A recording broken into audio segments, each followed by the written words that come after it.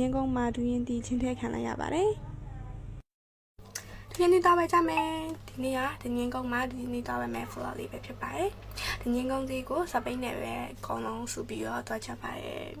ဒင်းငင်းကုန်းစီကိုရောက်တဲ့အခါမှာကိုတက်တော့မှကြီးခဲ့တဲ့ဆိုင်ကိုရှာပေမဲ့ဆိုင်နာမည်လည်းမမှတ်မိဘူးဆိုင်နေရာလည်းမမှတ်မိရဲ့အတွက်တစ်ခေါက်ပြန်ပြီးတော့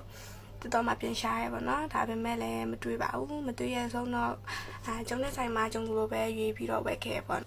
ဆိုင်အောင်ရောက်သွားတဲ့အချိန်မှာဒူရင်တီကိုလိုက်ပြီးကြည့်ပဲပေါ့နော်ဒါပေမဲ့ဒီဆိုင်မှာ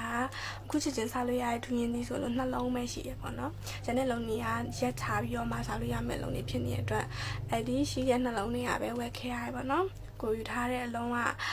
ချိုးရလားဆိုတာကိုအသေးအတန်နဲ့နီးနေရပါချိုးရတော့တခါပဲယူလာခဲ့လိုက်ပါတယ်